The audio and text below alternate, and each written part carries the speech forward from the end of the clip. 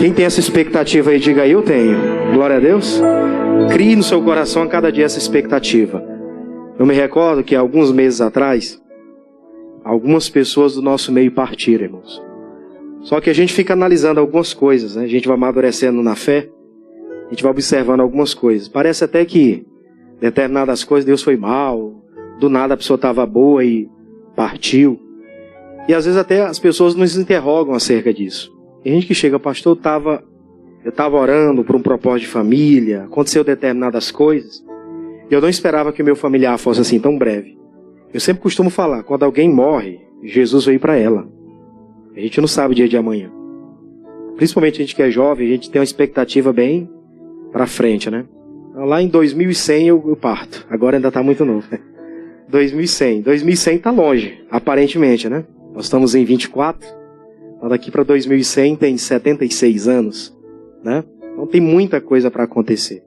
Só que a gente não sabe o dia de amanhã. E Jesus pode voltar para a gente a qualquer momento. A gente precisa estar preparado, precisa estar pronto. E nisso nos faz a gente lembrar que tinha gente aqui na última Santa Ceia que estava conosco. Nessa ele já não está mais. Deus o levou para si. E gente jovem, pessoal. Não é gente antiga, assim, de 80 anos, não. Gente de 30 anos, de 35 anos. A gente tem que colocar no coração esse objetivo. Eu tenho essa meta. Ele morreu, mas ao terceiro dia ele ressuscitou. E ele falou, aquele que está em Cristo, ainda que esteja morto, viverá. O corpo, a matéria vai, mas o espírito está sempre vivo. Ele vai se apresentar diante de Deus. A gente precisa estar pronto. É uma das coisas que eu tenho que guardar no meu coração. Independente de qualquer coisa. Então se prepare que hoje, com certeza, Deus tem coisa grande para falar com você. Você abrindo o coração, tem coisa grande que vai acontecer. Amém? Nós vamos entrar na mensagem. Eu creio que o Espírito Santo vai falar com você nesse dia. E você já abre logo a sua Bíblia, primeiro livro de Samuel, que nós vamos entrar aqui nesse assunto. Na última quarta-feira, o pastor Jamil começou a falar desse assunto, sobre os reis. Você vai ver muito na Bíblia a seguinte expressão. E o rei fulano de tal andou nos caminhos do Senhor e fez o que era reto aos seus olhos. Em contrapartida, você vai ver muito também a expressão. E o rei fulano de tal fez o que era mal aos olhos do Senhor. São expressões que você vai ver cotidianamente quando você lê a Bíblia. Aquilo foram escolhas que aquelas pessoas decidiram ter durante a sua vida. Durante a nossa trajetória de vida, nós vamos fazer muitas escolhas. E você precisa estar extremamente atento a isso. Mas eu costumo dizer o seguinte, aqueles homens só tomaram aquela decisão porque a realidade da vida deles era aquela. Eles tomaram aquela decisão porque a realidade da vida deles era aquela. E eu quero trazer você hoje para uma realidade. Nós precisamos ser realistas, irmãos. Tem muita gente por aí falando que elas precisam agir pela fé. Eu sempre costumo dizer, o pastor já explicou isso aqui várias vezes. Uma pessoa que está com problema de coração, por exemplo, ele tem que negar que ele tem que fazer o tratamento médico? Não. Mas por que muita gente nega? Aquela é a realidade dele. Ele está com insuficiência no seu coração, insuficiência cardíaca. Ou quando não, tem pessoa que tem insuficiência pulmonar, insuficiência hepática. Tem pessoa que a imunidade dela o tempo todo é baixa. Ela tem que negar essa realidade? Não, ela tem que agir pela fé, crendo que Deus vai operar, mas ela não pode negar que essa é a realidade atual dela.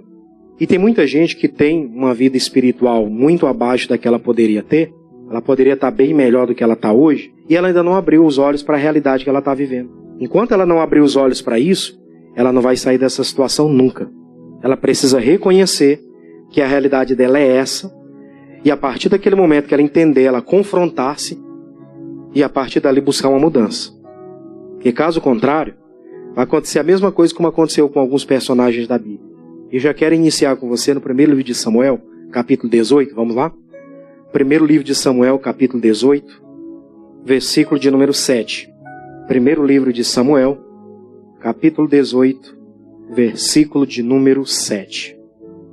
Primeiro livro de Samuel, capítulo de número 18, o versículo é o versículo de número 7. Quem encontrou, diga amém. Então vamos lá para a palavra de Deus. Diz assim as Sagradas Escrituras.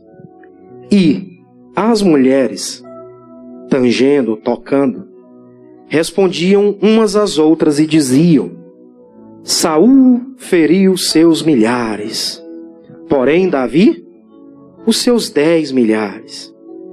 Então Saul se indignou muito E aquela palavra pareceu mal aos olhos do Senhor. E disse: 10 milhares deram a Davi, e a mim somente milhares. Na verdade, o que lhe falta, senão só o rei? E desde aquele dia em diante, Saul tinha Davi em suspeito. Eu costumo dizer, coitado do Davi, que Davi não tinha nada a ver com isso. Davi não tinha nada a ver com a situação. Ele nos chamou as mulheres e disseram: vamos aqui fazer alguma coisa por mim para confrontar o rei. Em momento nenhum. Ele nem sabia que aquele tipo de postura tinha sido tomada pelas mulheres daquela época. Só que a gente vai analisar aqui um pouco a história desse personagem chamado Saul. Foi o primeiro rei de Israel. Deus escolheu ele da menor tribo de Israel, a tribo de Benjamim. Quando Deus fala com ele, Deus dá uma ordem para ele: você vai reinar em Israel, mas eu sou o menor da casa do meu pai. A minha família é a mais pobre em Israel. Aquela mesma história que muita gente por aí fala. Não sabe se assumir quando Deus chama. E aí ele se posiciona. Começa a lutar, começa a fazer o que era reto aos olhos do Senhor no início. Só que o tempo foi passando, Deus foi dando algumas ordens, Deus foi determinando algumas coisas, e o Saul foi fazendo completamente diferente do que Deus havia determinado. Chegou o momento que Deus falou com o profeta Samuel: Samuel, até quando você vai ficar orando por Saul, tendo eu rejeitado? Eu já tenho buscado um homem segundo o meu coração para fazer esse trabalho. Porque toda vez que eu determino que Saul faça uma coisa, ele faz diferente. Aí, no meio dessa situação, aparece o Davi, que você já conhece a história de Davi. Ele aparece em meio a essa situação. Quando um determinado dia ele vence lá o gigante, aquela batalha toda foi vencida e tudo, muitas outras coisas foram acontecendo, as mulheres num determinado dia chegaram e começaram a cantar. Foi o que a gente leu aqui. As mulheres chegavam e começaram a se reunir ali e fizeram um cântico. Saul matou milhares, Davi seus 10 milhares. E começaram ali. Quando aquela informação chegou aos ouvidos de Saul, a Bíblia fala aqui que ele ficou extremamente revoltado, aborrecido com aquilo que ele estava ouvindo. Só que eu vou falar o que eu falei no início aqui. Aquela era a realidade. As mulheres estavam cantando alguma mentira? Não. Elas estavam dizendo: Saul só tem condições de destruir milhares. Davi foram quantos? 10 milhares. Ah, mas ele era o rei de Israel. Mas a realidade dele não era a realidade de rei. Porque quando teve guerra, ele saiu. Quando teve guerra, que era para enfrentar, era para confrontar o inimigo, ao invés de se posicionar, o que ele fez? Ele afrouxou. Ah, quem enfrenta esse gigante aí, eu vou dar minha filha para casar e vou isentar de impostos. Era uma solução prática e fácil, é ou não é? Só que Deus não espera isso de uma pessoa. Deus não espera que coisas que eu e você tem que fazer, a gente fique honrando pessoas para fazer no nosso lugar. Deus não quer que eu venha beneficiar pessoas para fazer aquilo que eu tenho que fazer. Você entende? Tem coisas que era para algumas pessoas estarem fazendo, elas não fazem. Ah, se alguém fizer por mim, eu vou dar algum agrado. Deus quer que você faça. Tá cheio de gente por aí. Vou botar meu filho em escola em tempo integral. Não é errado. Pode colocar, não tem nada de errado nisso. Mas não ache que lá na escola integral, o bebezinho de 2 anos que você coloca lá, vai ser suficiente para ele aquele ensinamento.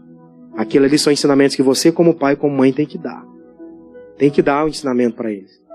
Ah, eu vou deixar lá que a professora paga o salário bom e eles vão fazer o trabalho lá, meu filho vai crescer. Não é assim. Tem coisas que eles vão aprender lá, mas tem coisas que se aprende aonde? Dentro de casa. Se aprende dentro de casa. Isso é coisa de maternidade, foi Deus quem deu para a mãe, para a mulher, no caso. Não adianta querer jogar isso na responsabilidade de outro, porque Deus espera isso de quem? De você. Deus esperava que o Saul se posicionasse, fizesse alguma coisa, e quando Deus olha para a realidade, vê um homem frouxo, um homem que não tinha posição para guerrear, um homem que se escondia de batalhas. Em contrapartida, ele começa a olhar alguém se destacando, alguém aparecendo no cenário que era improvável. E aí as mulheres começam a salmodiar. Saul matou milhares, Davi. Ele fica com raiva, indignado. Estou indignado com isso. Não era para ser assim. O que falta para ele agora? Só ele tomar minha coroa de rei. As pessoas gostam mais dele do que de mim? Não era isso. Não era essa a questão. A questão é que ele tinha que agora olhar para dentro dele e ver: a minha realidade é essa, eu estou abaixo. Tinha gente que era para estar botando a mão na consciência e pensando: a realidade do que eu estou vivendo com Deus hoje está abaixo do que eu poderia estar. Então não era para mim ficar indignado quando as pessoas me cobram, ou até elas falam alguma coisa ao meu respeito.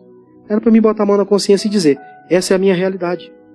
Eu, por várias vezes, como ministro, estou acima de autoridade, eu não gosto de cobrar.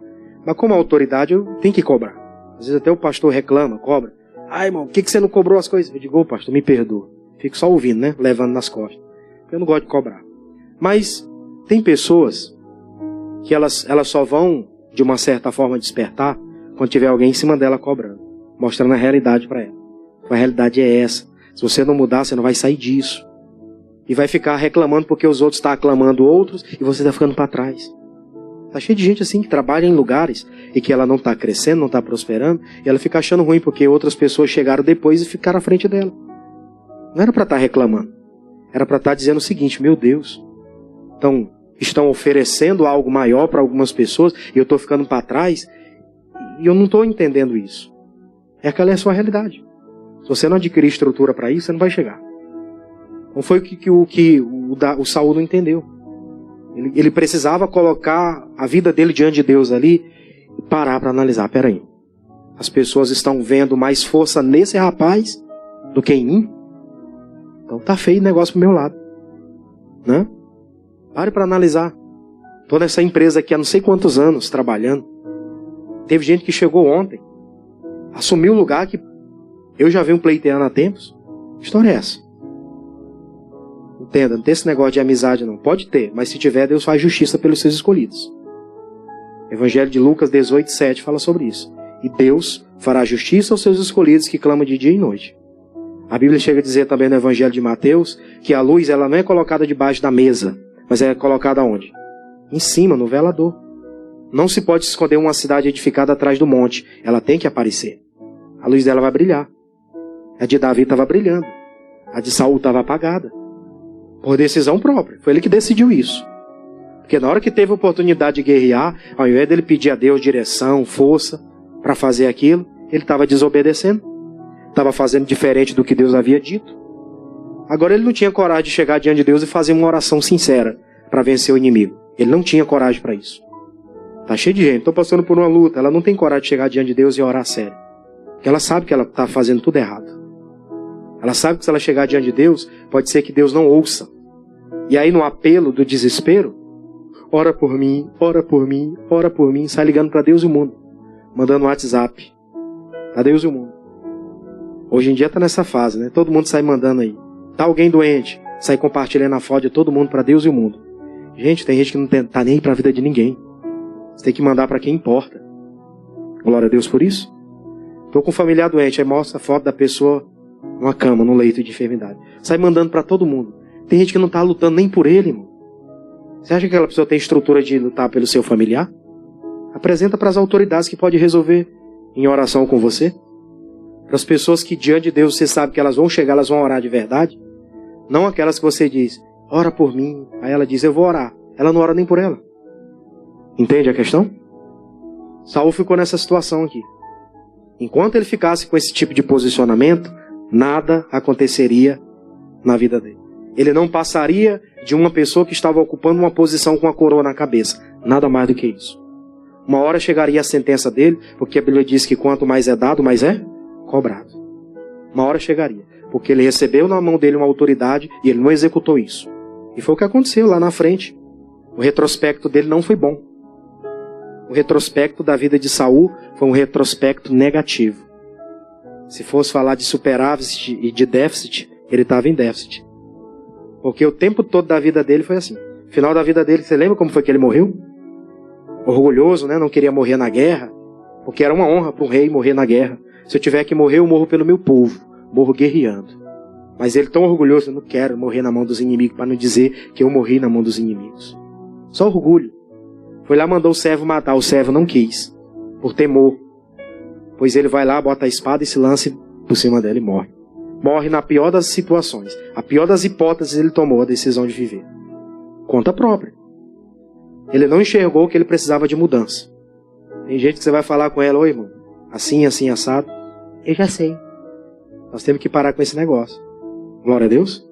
Independente de eu ser autoridade ou não. Eu sempre, por ser jovem, passei em algumas igrejas assim, que eu tinha muita gente, tinha gente bem madura. na época muito imaturo ainda, tinha algumas pessoas experientes que chegavam para conversar e até me chamavam de meu filho. Eu entendia, com respeito, a pessoa não estava com maldade. Eu chegava e a pessoa queria conversar e ela vinha me pedir uma orientação, às vezes ela acabava me orientando, sem ela saber. Né? A gente tem que ter essa humildade. Porque se nós não tivermos isso, nós nunca vamos chegar a lugar nenhum. De reconhecer que tem coisas que a gente precisa melhorar. Saul, ao invés de querer melhorar, eu vou ter ele em suspeita agora. Ficou achando que ele era suspeito. Davi teve a oportunidade de matar ele 2 vezes. Davi pegou e cortou a orla do manto. E você vai lembrar disso, o pastor já explicou isso aqui no altar. Que aquele manto que ele cortou do Saul, lá na frente fez frio para ele. Né? Que ele tocou na autoridade. Lá na frente fez uma diferença para o Davi. Que quando ele estava velho, ele queria se esquentar, levava as moças, lembra? Levava as moças lá para se esquentar com ele. Não dava certo. Ele continuava no frio. Porque um dia ele tocou na orla só para mostrar para ele, eu não tenho nada contra o senhor. Está aqui. O problema é seu mesmo, em outras palavras. Você que não quis a bênção se afastou de ti. Você se apegou à maldição, a maldição veio. Salmo 109, versículo 17. Então essa coisa essa vida que o Saul decidiu viver, tem muita gente vivendo hoje. Podia pensar, peraí. Tem outros passando na minha frente, não é orgulho não, irmão. Mas pelo tempo a Bíblia diz que era para sermos o quê? Mestres. Não é assim que a Bíblia diz ou é mentira isso aqui? A Bíblia diz que pelo tempo era para a gente ser mestre. Era para estar dominando algumas coisas. E às vezes nem o básico, a maioria das pessoas não domina. Então elas vão ficando para trás. Aquela é a realidade, ela tem que parar para analisar. Essa é a minha realidade da minha vida, eu vou ter que mudar. Tem que fazer alguma coisa para reverter esse quadro. Eu vou com você, aqui mesmo, no primeiro livro de Samuel. Volta um pouquinho, capítulo 3. Capítulo de número 3. Eu vou ler com você só o versículo de número 8. Primeiro livro de Samuel, capítulo 3, versículo de número 8. Eu quero falar com você sobre o profeta Eli. Eu tive a oportunidade de ministrar lá na igreja do São Bernardo, na última terça-feira, e eu falei sobre essa trajetória do profeta Eli. O profeta Eli foi alguém que Deus chamou, escolheu lá da tribo de Benjamim, e trouxe ele para, juntamente com a descendência dele, a família dele, ser sacerdote em Israel. Função nobre. Só que com o passar do tempo, ele foi deixando de lado aquele sacerdócio, aquele ofício. Porque ele subia até lá no sacrifício, ele ia até no templo para sacrificar pelo povo. Só que quando Deus olhava para ele, não via mais aquele homem de Deus que existia antes. Lembra do dia que Ana foi no templo para fazer a oração? Ele, como homem espiritual, era para ele fazer o quê? Essa mulher está orando, é amargura de alma, esse choro dela. Era para ele ter discernido isso como homem de Deus. Como foi que ele chamou ela? Bêbada. Chamou a mulher de bêbada. Peraí, o homem espiritual não discerne essas coisas? Se o homem de Deus ele é espiritual, ele discerne quando a pessoa está bêbada, ele discerne quando ela está amargurada de espírito. Não é só por causa do cheiro da cachaça, não. Mas ele percebe, ele tem discernimento de espírito. Concorda comigo, sim ou não?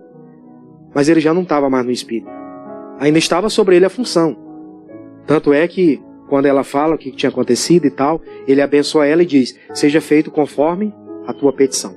E assim aconteceu, ela gerou o filho, o Samuel, que foi quem o substituiu futuramente.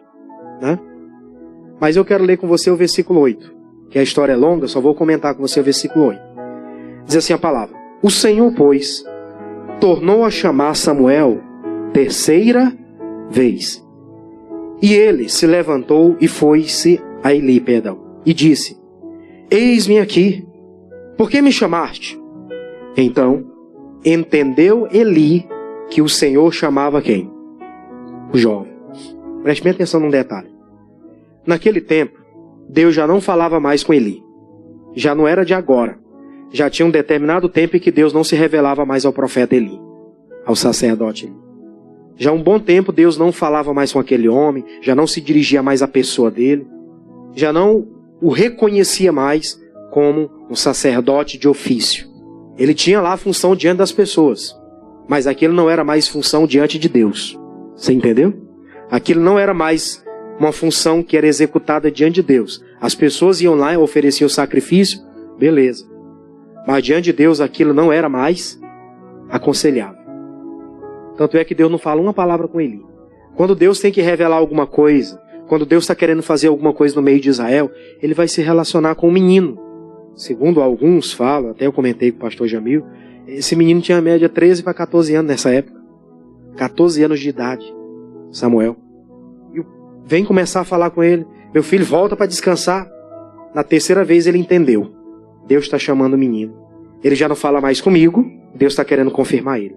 Aquilo bateu lá dentro dele. Deus tratou com ele bem ali naquela hora. Eli, Eli, encara a tua realidade. Você tem tudo para ser e não é. Você já conhece a história. Eli tinha 2 filhos, Ofni e Finéias. O que eles faziam? O povo trazia as ofertas eram para ser sacrificadas a Deus, e claro, eles como sacerdotes, eles comiam do altar. Então dali o mantimento vinha para eles, não faltaria. Mas antes que aquilo fosse sacrificado, eles faziam o quê? Pegavam e subtraíam. Não obstante a isso, acontecia algo a mais. A Bíblia chega a dizer que lá no templo, dentro do templo, eles traziam as mulheres, as prostitutas, e se relacionavam sexualmente com elas, dentro da casa de Deus. Eli sabia de tudo isso, mas não pegou o cajado que ele tinha na mão, a autoridade, para repreender aquela situação, para reprovar aquilo. Aí são os meus filhos, são os que você deve mais bater. Glória a Deus. Tem gente que é bom para dar palpite na vida dos filhos dos outros, mas não dá na dele. Pastor, que isso é verdade. Dói, né? Quer dar palpite na vida dos outros, mas não dá palpite na vida dos próprios filhos. Olha para a sua realidade, Eli.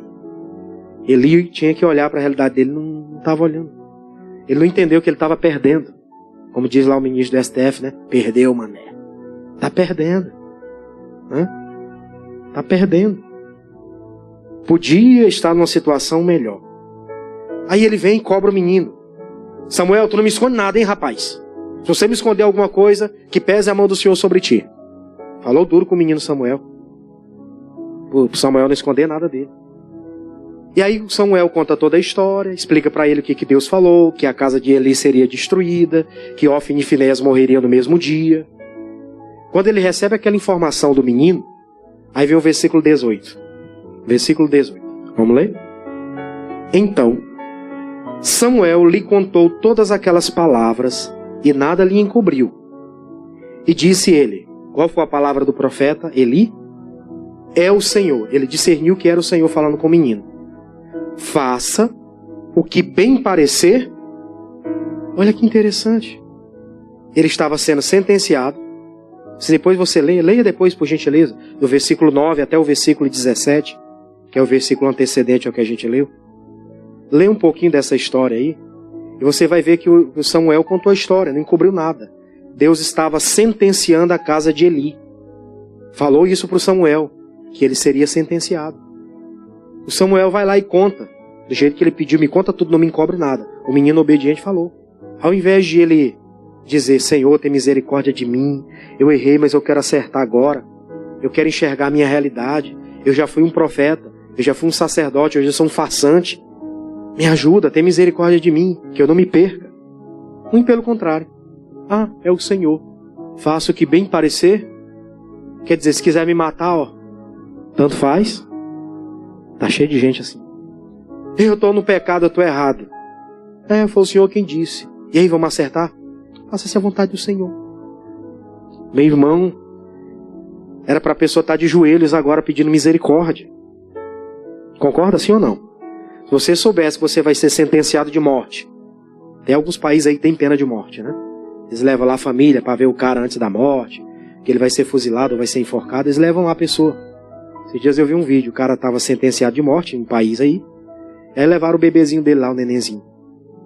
E ele abraçou o menino chorando, aquela coisa toda. Era para ter pensado antes. Agora já era hora da sentença, né? Imagina, você recebe uma informação, sentença de morte, dia tal, não tem para onde correr. Imediatamente você tem que se posicionar.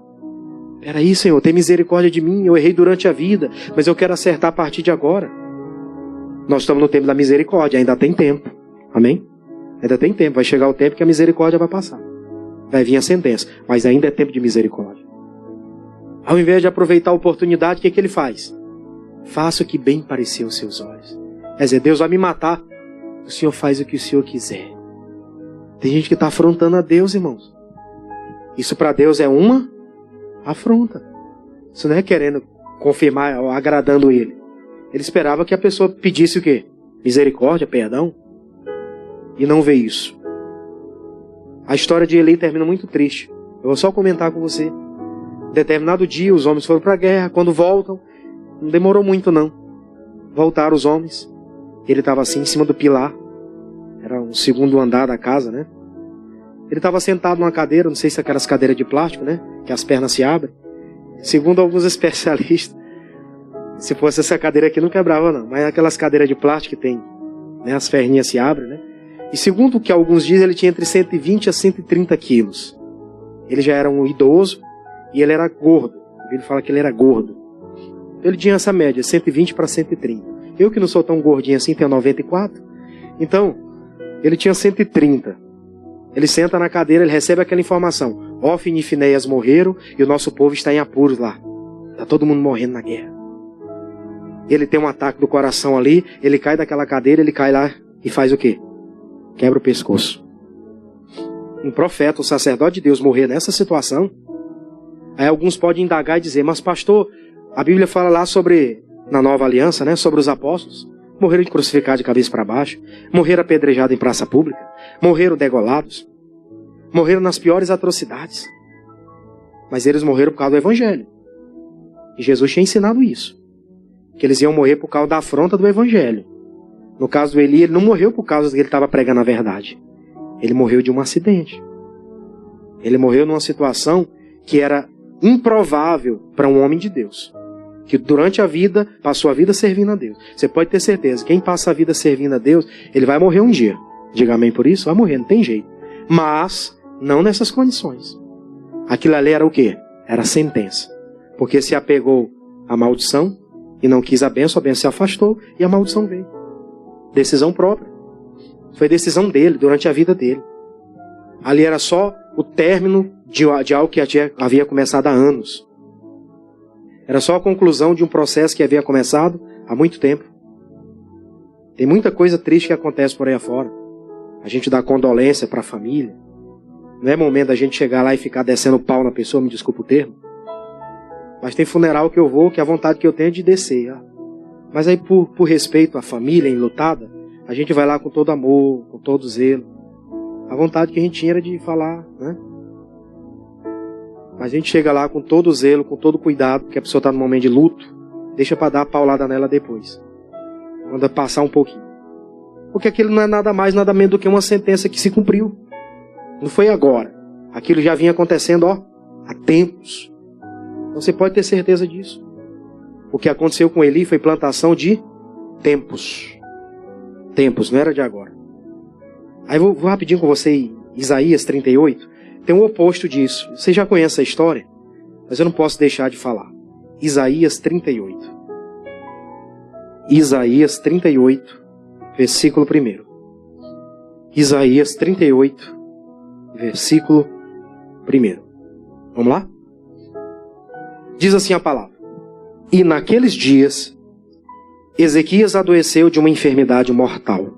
E veio a ele Isaías, filho de Amós, o profeta, e lhes disse, assim diz o Senhor, põe em ordem a tua casa, porque morrerás e não viverás. Então virou Ezequias o rosto para a parede e orou ao Senhor. E disse, Senhor, preste bem atenção, lembra-te. Quando fala de lembrança, está falando de passado, né? Lembra-te, peço-te que andei diante de ti em verdade com coração perfeito, e fiz o que era reto aos teus olhos. E chorou Ezequias. Você vê que o Ezequias, ele entendeu a realidade da vida dele. Ele recebeu a informação que ele ia morrer. A casa dele precisava ser colocada em ordem. Ele não podia morrer naquela circunstância. E ele recebe aquela informação e imediatamente ele vira o rosto para a parede e ele ora. Ele vai falar de um passado que ele viveu de glória. Qual foi o passado? Eu fiz o que era reto aos teus olhos. Eu andei nos teus caminhos. Isso tudo é o quê? Passado. Aquilo não era a realidade do momento. Ele precisava viver agora a realidade. O bom foi que ele entendeu isso. Ele vira o rosto para a parede e ele ora, pede misericórdia. Era o que o Saul tinha que fazer. Era o que o profeta Eli tinha que fazer e não fizeram. Era o que eles tinham que se colocar à disposição e não se colocar à disposição. Nossa, tem muita gente que não vai ser salva, não é porque ela pecou, porque todo mundo pecou. O pregador, né, já falou sobre isso aí, esqueci o nome dele agora, o Billy Graham. Ele não vai ser destruído no fogo do inferno porque ele pecou, mas porque ele rejeitou a salvação. Porque pecar, todo mundo pecou. Quem não cometeu o pecado, atira a primeira pedra agora. É isso que Jesus falou lá para os pecadores, queria apedrejar lá a mulher adulta. Mas a questão era a seguinte: eles precisavam de um conserto e não buscaram esse conserto. E Deus está olhando para dentro de cada um de nós hoje aqui e vendo quem precisa de conserto e tem que consertar hoje. Vou falar uma velha, nova mensagem que eu falo todo dia, todo culto que eu tenho a oportunidade de fazer. Moro junto, não sou casado, vá acertar a tua vida. Ah, vou perder o benefício. Perca o benefício e ganha a salvação. Não, porque eu tenho uma aposentadoria que eu recebo do meu finado. Pois fique sozinho se você quer viver com a aposentadoria. Não fique se relacionando sexualmente com alguém que não é seu marido, que não é a sua esposa. Ah, pastor, você não pode falar isso. Posso. Estou na autoridade para falar isso. Sem medo. E falo mais para a juventude ainda. Você que é jovem, se você errar, é problema seu. Você tem informação suficiente para acertar. Eu só não errei porque eu estive na palavra. E os pastores falavam comigo, brigavam e falavam assim, assim, assado. E eu acertei. Mas a gente tem que colocar isso no coração. Tem coisa que tem que acertar. Não fique jogando para os outros nem remoendo isso não. Vá lá, acerta que tem que acertar e resolve o seu problema. Porque o versículo 4 continua dizendo: e então veio a palavra do Senhor Isaías dizendo: vai, e diz Ezequias, assim diz o Senhor, o Deus de Davi, teu pai, ouvi a tua oração e vi as tuas lágrimas, e eis que te acrescentarei aos teus dias 15 anos, e livrar-te-ei da mão do rei da Síria, a ti e a tua cidade, e eu defenderei essa cidade. Deus fez um compromisso com ele, não só acrescentou anos, mas fez um compromisso com ele, de defender a ele, a família dele e toda a cidade dele.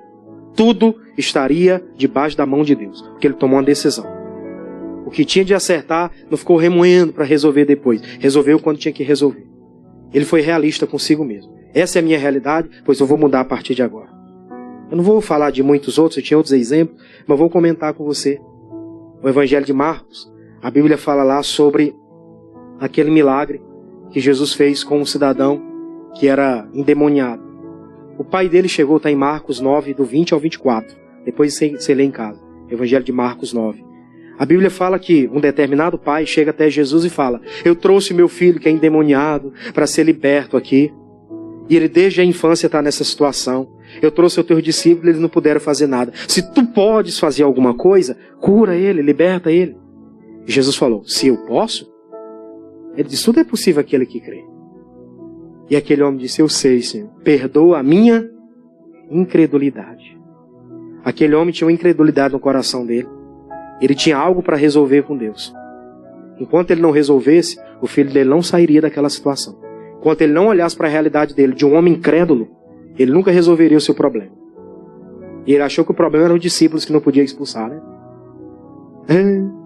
Levei lá, pedi para fazer uma oração. Não fizeram oração, não resolveu nada. Você acha que existe um santo milagreiro para resolver seus problemas? Não existe. O missionário até fala, sempre ele fala isso. Ele disse: olha, irmão, não vim aqui para perder tempo, eu não gosto de perder a oração. Ele sempre fala isso, né? Não gosto de perder a oração. Ele foi lá para fazer uma oração, mas se a pessoa não crê, nem o líder da igreja, quando ele ora, não vai acontecer nada. Não creu, não viu a glória de Deus. O problema não são as pessoas, o problema somos nós, que não encaramos a nossa realidade e ficamos culpando terceiros. O que hoje a gente coloca a mão na consciência, começa a pensar: Saul estava indignado, isso era uma afronta ao rei. As pessoas estão afrontando o rei, querendo colocar outro no lugar dele. Não é isso. O problema é que ela era a realidade dele. Era a realidade dele. Ele tinha que enxergar isso. E tinha que acertar. E que Deus fale mais comigo e com você. Lá na minha casa as pessoas ouvem mais não sei quem do que a mim, que sou o líder da casa. Então alguma coisa está errada. A pessoa tinha que parar. Onde foi que eu errei aqui? Se eu sou a autoridade máxima da casa e as pessoas ouvem mais o meu filho, o meu irmão, do que a mim, que sou o patriarca. Que história é essa? Aí você bota a mão na consciência e enxergue. Essa é a minha realidade. Eu não tenho palavras. por isso passaram à minha frente. E eu quero que você guarde isso no coração hoje. Amém? Vamos aplaudir o Senhor Jesus.